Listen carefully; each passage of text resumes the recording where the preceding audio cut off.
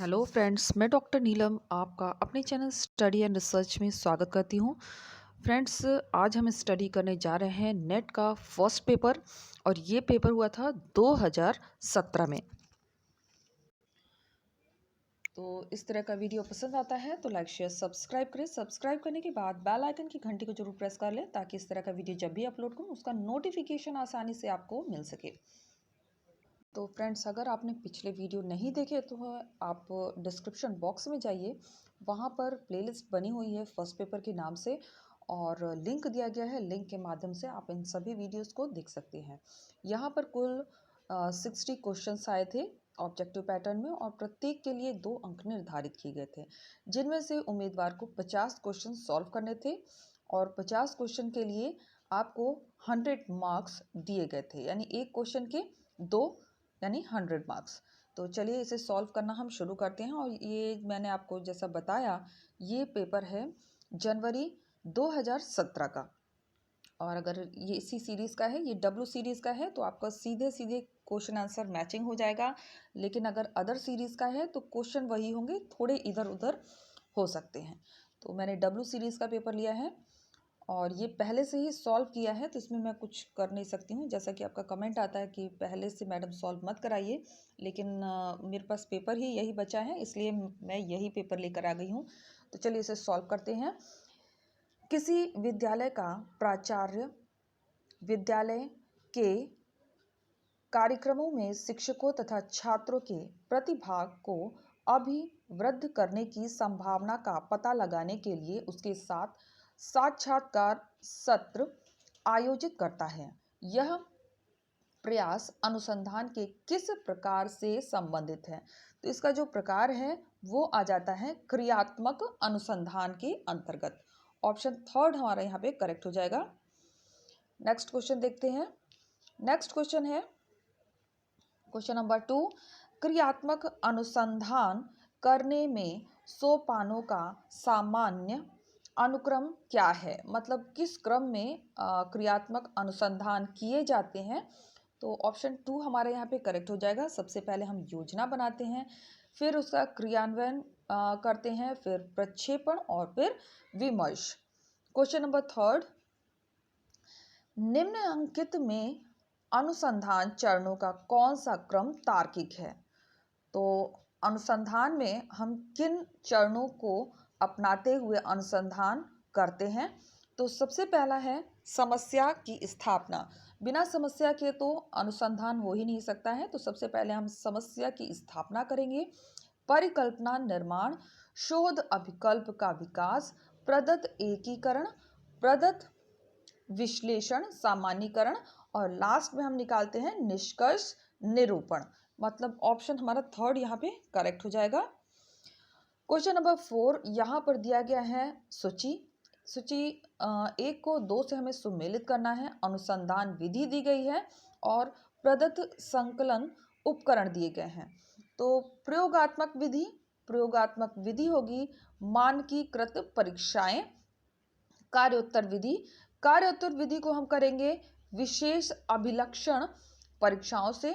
मतलब किसी विशेष प्रकार की चीज को जानने के लिए हम विशेष अभिलक्षण परीक्षाएं लेते हैं। विवरणात्मक सर्वेक्षण विधि प्रश्नावली के द्वारा हम लेते हैं।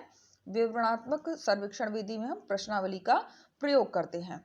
इतिवृत्तात्मक ऐतिहासिक विधि, जो कि हमारा जो हम लोग हिस्ट्री में स्टडी करते हैं तो उसका आता है प्राथमिक और द्वितीय स्रोत का उपयोग करते हुए हम इसकी स्टडी करते हैं। आगे है, इसमें हमारा जो ऑप्शन बनेगा वो ऑप्शन 2 हमारा यहाँ पे करेक्ट हो जाएगा। Question number 5।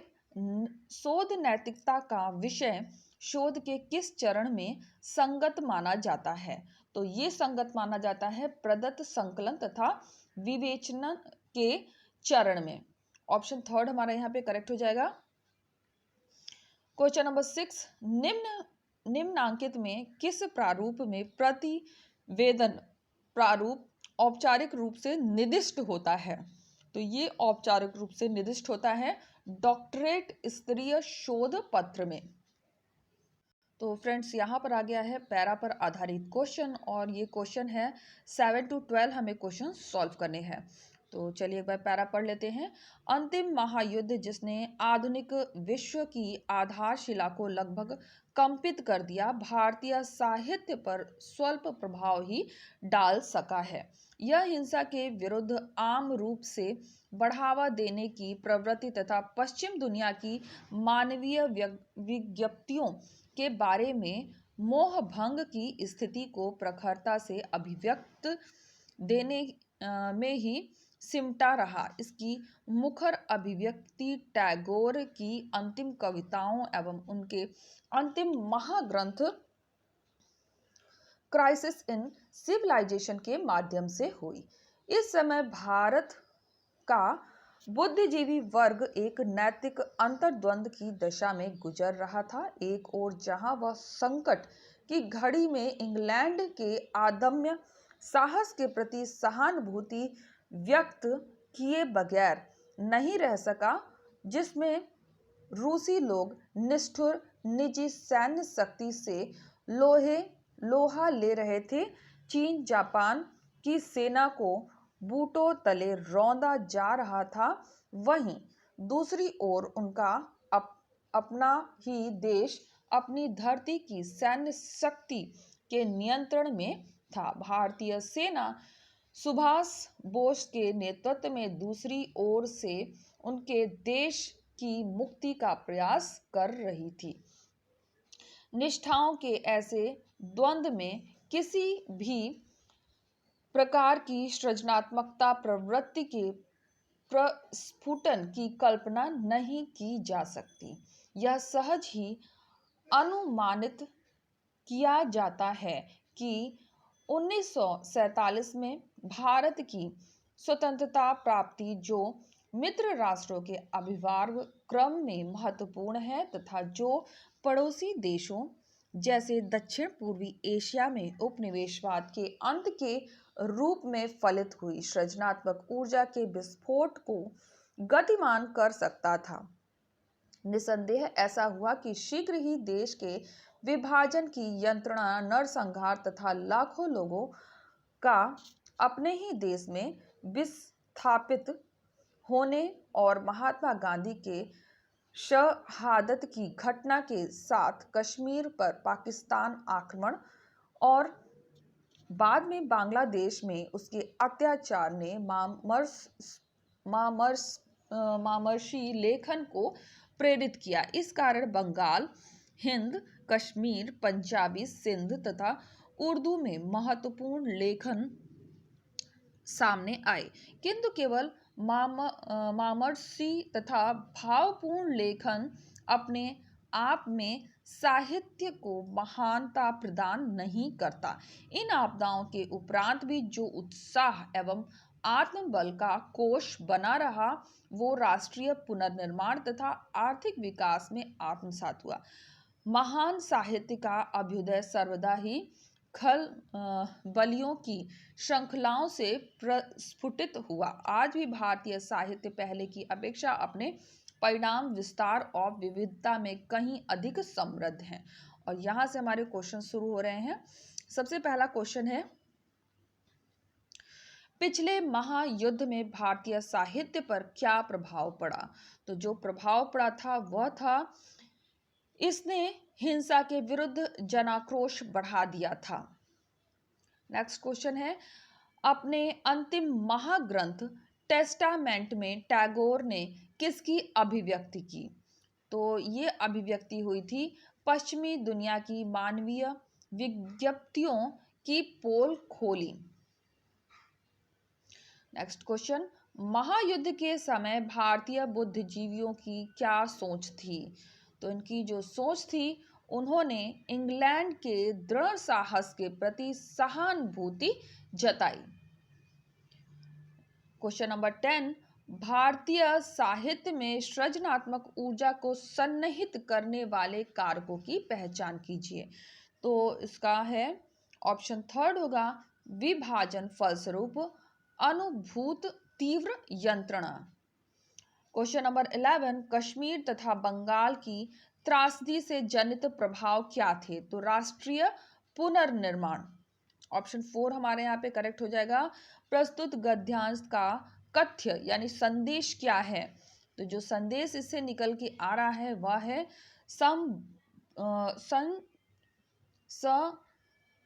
क्षोभ श्रृंखलाओं से महान साहित्य का अभ्युदय। प्रभावी संप्रेषण में पहले से यह माना जाता है, क्या पहले से माना जाता है? तो बोध। जब मौखिक तथा अमौखिक संदेश परस्पर विरोधी हैं तो यह कहा जाता है कि अधिकांश लोग विश्वास करते हैं। तो किस में विश्वास करते हैं? तो अमौखिक संदेशों में। किसी सूचना समृद्ध कक्षा व्याख्यान की सामान्य विशेषता इसके किस प्रकृति की होने में होती है? फिर से देखते हैं। किसी सूचना समृद्ध कक्षा व्याख्यान की सामान्य विशेषता इसके किस प्रकृति के होने में होती है? तो तथ्यात्मक। ऑप्शन 3 हमारा यहाँ पे करेक्ट हो जाएगा। भावबोध संप्रेषण किसके द्वारा प्रेरित होता है? तो कूट लेखक, एनकोडर भी कहते हैं इसे, के व्यक्तित्व की विशेषताओं पर। सकारात्मक कक्षा संप्रेषण का परिणाम निम्न में से क्या है? तो अनुनय होगा। ऑप्शन 4। कक्षा संप्रेषण का आधार है तो सामाजिक पहचान। यहाँ पर रीजनिंग से रिलेटेड क्वेश्चंस आ गए हैं। एक मिनट। तो श्रृंखला 1, 4, 27, 16 और बीच में गैपिंग दी हुई है, यहाँ पे ब्लैंक है। 36, 343। तो बीच के पद कौन सा है? तो छूटा हुआ जो पद का आंसर होगा वो हो जाएगा ऑप्शन 3 125।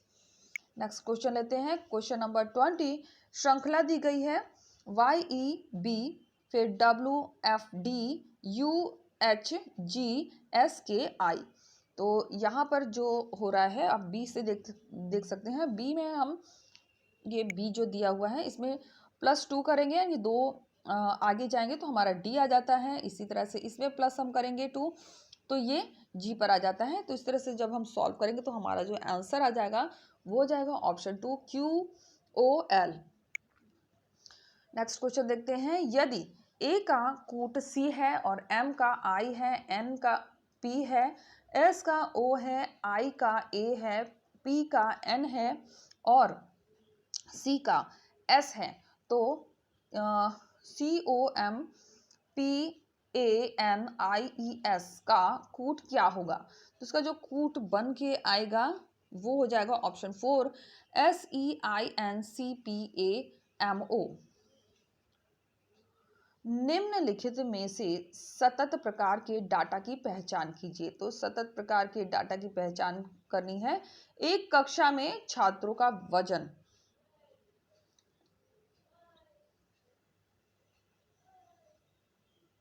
Question number 23। अली ने एक दुकानदार से 21 रुपए में एक ग्लास, एक पेंसिल बॉक्स, एक कप खरीदा। राकेश ने दुकान से 28 रुपए में एक कप, 2 पेंसिल बॉक्स और एक ग्लास खरीदा। प्रीति ने दुकानदार से 35 रुपए में 2 ग्लास, एक कप और 2 पेंसिल बॉक्स खरीदा। 10 कपों का मूल्य होगा। तो इसका आंसर अभी नहीं निकल पाया है, तो आप अपने आप ही निकालने की कोशिश कीजिए। आप कमेंट बॉक्स में मुझे कमेंट भी कर सकते हैं। यहाँ जो आंसर शायद निकलेगा वो 70 तक निकलेगा। ऑप्शन 4 हमारा इसमें करेक्ट होना चाहिए। आगे चलते हैं। Question number 24। नीचे दिए गए 4 शहरों में से किसी ना किसी रूप में एक समान है जब चौथा शहर अलग है, मतलब जो भिन्न है उसी की हमें पहचान करनी है। तो लखनऊ ये भिन्न होगा। सभी गंगा नदी के किनारे पर हैं, लेकिन लखनऊ गोमती तो इसमें इसलिए ये भिन्न हो रहा है। Question number 25। नीचे तर्क की कुछ विशेषताएं दी गई हैं। निम्न में से उस कूट का चयन करें जो निगमनात्मक तर्क की विशेषता नहीं बताता है। जो विशेषता नहीं बताता है वो हो जाएगा ऑप्शन 1 निष्कर्ष प्रक्षेपण तथा प्रयोग पर आधारित होना चाहिए। जो विशेषता बता रहा है एक बार उसको भी रीड कर लेते हैं। ऑप्शन 2 है निष्कर्ष आधार वाक्यों द्वारा समर्थित होना चाहिए। और नंबर 3 है निष्कर्ष अनिवार्यतया आधार वाक्यों से निकलना चाहिए। नंबर 4 है तर्क वैध अथवा अवैध हो सकता है। क्वेश्चन नंबर 26, यदि समान उद्देश्य तथा विधेय के दो मानक निरपेक्ष तर्क वाक्य इस प्रकार संबंधित है कि अगर एक अनिर्धारित रहता है तो दूसरा भी अनिर्धारित होगा, तो उनका संबंध क्या है? तो उनका आपस में जो संबंध होगा वो होगा अंतः विरोधी। ऑप्शन थर्ड हमारा यहाँ पे करेक्ट हो जाएगा। क्वेश्चन नंबर 27, महिलाओं तथा पुरुषों की प्रजनात्मक क्रियाविधि अलग अलग हो सकती है, लेकिन किसी को भी दूसरे के सापेक्ष अधिक अपकृष्ट अथवा उत्कृष्ट नहीं माना जा सकता है। उसी तरह जिस प्रकार किसी पक्षी के पंखों को मीन पक्षों के सापेक्ष उत्कृष्ट अथवा अपकृष्ट नहीं माना जा सकता है। यह किस प्रकार का तर्क है? तो ये सादृश्य परक तर्क है। अगर आप कंटिन्यू में वीडियोस पेपर वाले देख रहे होंगे तो आप देख रहे होंगे कि इसमें सादृश्य परक टाइप के क्वेश्चन काफ़ी रिपीट हो रहे हैं, और जो लोग न्यू हैं वो लोग ज़रूर देखें। प्लेलिस्ट मैंने क्रिएट किया हुआ है जहाँ पर मैंने 2010 से स्टार्ट करके पेपर इसमें सॉल्व कराए हैं। क्वेश्चन नंबर 28, निम्नांकित तर्क वाक्यों में से इस प्रकार संबंधित है कि वे दोनों सही नहीं हो सकते किंतु वे दोनों गलत हो सकते हैं। उस कूट का चयन करें, उन दोनों तर्क वाक्यों को बताएं। तो तर्क वाक्यों को बताएंगे तो हमारा आंसर निकलेगा ए और सी। प्रत्येक छात्र दत्तचित्त होता है। सी है छात्र कभी दत्तचित्त नहीं होता है। क्वेश्चन नंबर 29, नीचे दो तर्क वाक्य ए और बी दिए गए हैं। उन दोनों तर्क वाक्यों से 4 निष्कर्ष 1, 2, 3, 4 निकले गए हैं। उन कूट का चयन करें और जो तर्क वाक्य से मान्य निष्कर्षों को दर्शाते हैं। तो जो इसमें निष्कर्ष निकल रहा है वो हो जा रहा है सेकंड और फोर्थ। तर्क वाक्य देख लेते हैं। ए कहता है अस्पृश्यता एक अभिशाप है। बी कहता है सभी गर्म बर्तन अस्पृश्य हैं। तो इसमें कुछ अस्पृश्य चीजें गर्म बर्तन है, कुछ अभिशाप अस्पृश्यता है। तो ऑप्शन 4 हमारा यहाँ पे करेक्ट हो जाएगा। यदि कथन और कोई भी नहीं बल्कि वीर व्यक्ति ही दौड़ में विजयी होता है गलत है, तो निम्न में से किस कथन को सही माना जाता है? तो ऑप्शन 2 हमारा यहाँ पे करेक्ट होगा। दौड़ में विजयी होने वाले कुछ व्यक्ति वीर नहीं होते हैं। तो यहाँ पर आप देख सकते हैं, यहाँ पे तालिका वाला टेबल वाला क्वेश्चन आ गया है। नीचे दी गई तालिका में वर्ष 2012 से 15 के दौरान किसी प्रकाशन कंपनी द्वारा पुस्तकों, पत्रिकाओं एवं जर्नल की बिक्री की 3 श्रेणियों में बिक्री राजस्व लाख रुपए में संबंधित आंकड़े दिए गए हैं। तालिका में दिए गए आंकड़ों के आधार पर प्रश्न 31 से 33 तक हमें उत्तर देना है। तो यहाँ पे दिया गया है मत और इधर दिया गया है वर्ष। मत देखते हैं, जनरल है, पत्रिका है, पुस्तक है। फिर लास्ट में कुल का ऑप्शन दिया गया है। दूसरी तरफ दिया गया है बिक्री राजस्व लाख रुपए में। अगर हम 2012 देखें तो जनरल में हुआ है 46, 13 में 47, 14 में 45 और 15 में 44। और पत्रिका का अगर हम देखते हैं तो 31, फिर 29, 46, 51। पुस्तक में देखते हैं तो 73, 77, 78, 78। तो इस पर आधारित नीचे क्वेश्चन दिए गए हैं। क्वेश्चन नंबर 31, वर्ष 2015 में पुस्तकों की बिक्री से कुल राजस्व का कितना प्रतिशत भाग प्राप्त हुआ? तो 45% भाग प्राप्त हुआ है।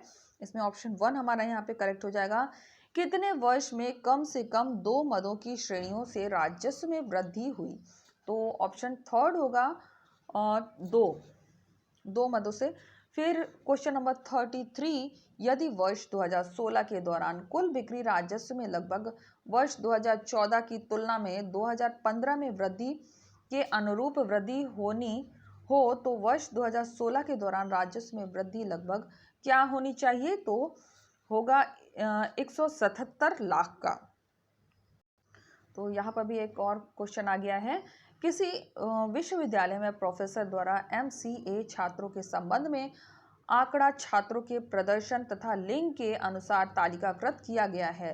आंकड़ों को कंप्यूटर के हार्ड डिस्क में रखा गया है, लेकिन संयोगवश कंप्यूटर वायरस के कारण कुछ आंकड़े नष्ट हो गए हैं। केवल निम्न आंकड़े अभी रक्षित किए जा सके। तो यहाँ पे दिया गया है लिंग, पुरुष, महिला और कुल दिया गया है। फिर इधर दिया गया है प्रदर्शन, औसत, उत्तम, उत्कृष्ट और कुल। इसी पर आधारित नीचे दिया गया है पैनिक बटनों को दबाया गया किंतु उनका कोई लाभ नहीं हुआ। एक विशेषज्ञ समिति का गठन किया गया जिसने यह निर्णय किया कि ये निम्नांकित तथ्य स्वतः साक्ष्य हैं। ए कहता है आधे छात्र या तो उत्कृष्ट या उत्तम हैं।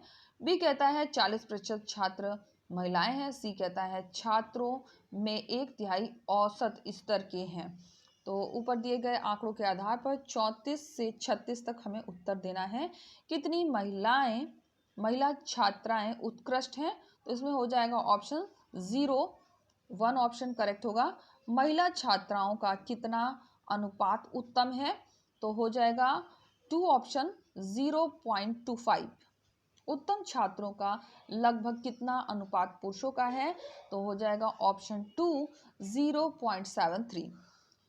निम्नांकित को कौन सा कथन सही है? तो जो कथन सही हो रहा है वो रहा है S2 का द्विधारीय संख्या, और ये दी गई है कि आंशिक भाग का दशमलव मान इतना होगा, 0.625 होगा। निम्नलिखित दोनों कथनों को पढ़ें। ये कथन दिए गए हैं और उनको पढ़ें और उत्तर देना है, सही उत्तर। तो एक कहता है सूचना एवं संचार प्रौद्योगिकी को सूचना प्रौद्योगिकी यानी IT के उपसमुच्चय माना जाता है, गलत होगा। और सॉफ्टवेयर के किसी हिस्से के उपयोग आधारित को कॉपीराइट कहा जाता है, ये भी गलत है। तो हमारा ऑप्शन बन जाएगा ना ही 1 और ना ही 2। क्वेश्चन नंबर 39, निम्न में से कौन सा कंप्यूटर मेमोरी प्रकार में से उच्चतम से न्यूनतम गति स्पीड को सूचीबद्ध करता है? तो CPU, register, cache memory, main memory और सेकेंडरी स्टोरेज। क्वेश्चन नंबर 40, निम्न में से वेब 2.0 अनुप्रयोग की कौन सी विशेषता है? तो ऑप्शन 2 हो जाएगा। वेब 2.0 का अनुप्रयोग लोगों को आपस में मिलकर ऑनलाइन सूचना का आदान प्रदान करने की क्षमता पर केंद्रित है। Question number 41, word processor software के संदर्भ में एक समाहित प्रकाशन बनाने हेतु डाटा स्रोत में परिवर्तित सूचना के साथ प्रकाशन में अपरिवर्तनीय सूचनाओं के संयोजन के प्रक्रम को जाना जाता है। तो मेल मर्ज के रूप में जाना जाता है। ऑप्शन 3 हमारा यहाँ पे करेक्ट हो जाएगा। DVD प्रौद्योगिकी में डिजिटल डाटा के भंडारण के लिए ऑप्टिकल मीडिया का उपयोग किया जाता है। DVD परिवर्णी किसके लिए है? तो डिजिटल वर्सेटाइल डिस्क के लिए। ऑप्शन 3 हमारे यहाँ पे करेक्ट हो जाएगा। नेक्स्ट क्वेश्चन है अभिकथन और तर्क का क्वेश्चन है। अभिकथन ए कहता है सतत विकास मानव समाज के कल्याण के लिए महत्वपूर्ण है, करेक्ट है। रीजन दे रहा है पर्यावरणीय दृष्टि से सही नीति पर्यावरण को क्षति नहीं पहुंचाती अथवा प्राकृतिक संसाधनों का क्षरण नहीं करती। तो ए आर दोनों सही है लेकिन आपस में कनेक्ट नहीं हो रहा है, इसलिए स्पष्टीकरण नहीं देना है। ऑप्शन 2 हमारा यहाँ पे करेक्ट हो जाएगा। नेक्स्ट क्वेश्चन है शहरी क्षेत्रों में नाइट्रोजन ऑक्साइड के कारण प्रदूषण का प्रमुख स्रोत है, तो सड़क परिवहन होगा। ऑप्शन 1 हमारा इसमें करेक्ट हो जाएगा। निम्न में से जल जनित रोग नहीं है, तो डेंगू एक जल जनित रोग में नहीं आता है। टाइफाइड, हैजा, हेपेटाइटिस ये सभी के सभी जल जनित रोगों के अंतर्गत आते हैं। क्वेश्चन नंबर 46, भारत का लघु जल विद्युत परियोजना से वर्ष 2022 तक पावर उत्पादन का लक्ष्य है, तो ये लक्ष्य रखा गया है 5 गीगावाट का। किस देश में हाल ही में हाइड्रोफ्लोरोकार्बन को चरणबद्ध तरीके से समाप्त करने संबंधी अंतर्राष्ट्रीय करार पर हस्ताक्षर किया गया? तो रवांडा में हस्ताक्षर हुआ है। ऑप्शन 1 हमारा करेक्ट हो जाएगा। निम्नलिखित प्राकृतिक आपदाओं में से कौन सी हाइड्रोमौसमी नहीं है? तो सुनामी एक हाइड्रोमौसमी के अंतर्गत नहीं आता है, बाकी सभी हाइड्रोमौसमी है, जैसे कि हिमस्खलन, समुद्री कटाव, उष्णकटिबंधीय चक्रवात। तो ऑप्शन हमारा 4 यहाँ पे करेक्ट हो जाएगा। उच्च शिक्षा में वैश्वीकरण के निम्नलिखित में से कौन से अवगुण हैं? तो अवगुण को केवल पहचानना है हमें। तो इसमें जो अवगुण बन रहे हैं वो हो जाएगा ऑप्शन बी, सी और डी। देख लेते हैं। बी कहता है शिक्षा में अभिजात्य को बढ़ावा। नंबर सी है शिक्षा का वास्तुकरण। डी है शिक्षा की लागत में बढ़ोतरी। केवल ए ऑप्शन नहीं आएगा इसके अंतर्गत। इसको देख लेते हैं। विश्व पाठ्यक्रम के साथ सम्मुखीकरण, ये गुण में आ जाएगा, बाकी सभी अवगुण हैं। तो ऑप्शन 3 हमारे यहाँ पे करेक्ट हो रहा है। क्वेश्चन नंबर 50, निम्न में से डीम्ड विश्वविद्यालयों के विषय में कौन से कथन सही है? तो करेक्ट ऑप्शन को हमें चूज करना है। ए कहता है राज्य के राज्यपाल डीम्ड विश्वविद्यालयों के कुलाधिपति होते हैं, ये गलत होगा। बी कहता है वे अपना पाठ्यक्रम तथा पाठ्याचार बना सकते हैं, सही बात है। सी कहता है वे दाखिला तथा शुल्क के विषय में अपने दिशा निर्देश बना सकते हैं, ये भी सही है। डी है वे उपाधि प्रदान कर सकते हैं, ये भी बात सही है। तो हमारा ऑप्शन इसमें निकल के आ रहा है ऑप्शन 2, बी, सी और डी। फ्रेंड्स इसमें 60 क्वेश्चन आते हैं, जिसमें से 50 ही हमको अटैम्प्ट करने होते हैं, लेकिन 60 आते हैं तो हम 60 पूरे क्वेश्चन को सॉल्व करेंगे। चलिए देखते हैं 51 क्वेश्चन। मूल्य शिक्षा का उद्देश्य निम्न में से किस पर संकेंद्रित कर अच्छी तरह से पूरा किया जा सकता है? तो मानवीय मूल्यों के प्रति संवेदना से। ऑप्शन 3 हमारा यहाँ पे करेक्ट हो जाएगा। नेक्स्ट क्वेश्चन है निम्न में से कौन सा कथन सही है? तो जो कथन सही हो रहा है वो हो रहा है बी और सी। तो सही कथन ही देख लेते हैं। बी कहता है राज्यसभा राज्यों के स्थानीय हितों का प्रतिनिधित्व नहीं करती है। सी कहता है राज्यसभा के सदस्यों को प्रतिनिधित्व करने वाले राज्यों के निर्देशों के अनुसार मतदान करना बाध्यकारी नहीं है। तो ये दोनों ही हमारे करेक्ट हो जाएंगे। तो ऑप्शन 2 हमारा यहाँ पे करेक्ट हो जाएगा। नेक्स्ट क्वेश्चन है किस राज्य में राष्ट्रपति शासन की घोषणा के परिणामतः निम्न में से कौन सा तात्कालिक रूप में अनिवार्य नहीं होता है? तो जो अनिवार्य नहीं है वो हो जाएगा ऑप्शन ए और डी। राज्य विधानसभा के भंग किया जाना। डी है नए मुख्य सचिव की नियुक्ति। तो ऑप्शन 1 हमारा यहाँ पे करेक्ट हो जाएगा। राष्ट्रपति के प्रसाद पर्यंत पद ग्रहण करने के बजाय निम्न में से कौन सा सद आचरण पर्याप्त पद पर रहता है? तो उच्च न्यायालय के न्यायाधीश। ऑप्शन 1 केवल हमारा इसमें करेक्ट होगा। क्वेश्चन नंबर 55, शिक्षण अधिगम संबंधों के संदर्भ में निम्नांकित कथनों के समुच्चय में कौन सा स्वीकार्य कथन है? अपना उत्तर दर्शाने के लिए सही कूट का चयन करिए। तो जो सही कूट का अगर हम चयन करते हैं तो इसमें हमारा ऑप्शन बनता है 1, 2, 3 और 5th। तो चलिए देख लेते हैं। 1 कहता है जब छात्र किसी परीक्षा में असफल होता है तो वह शिक्षक है जो असफल होता है, सही बात है। और सेकंड है प्रत्येक शिक्षण का उद्देश्य अधिगम सुनिश्चित करना होता है। थर्ड है अधिगम के बिना शिक्षण हो सकता है, ये भी सही है। और 5th कहता है कोई शिक्षक शिक्षण कर सकता है किंतु वह सीखता भी है। शिक्षण में आदमी सीखता भी है, ये भी बात एकदम करेक्ट है। तो ऑप्शन 2 हमारा यहाँ पे करेक्ट हो जाएगा।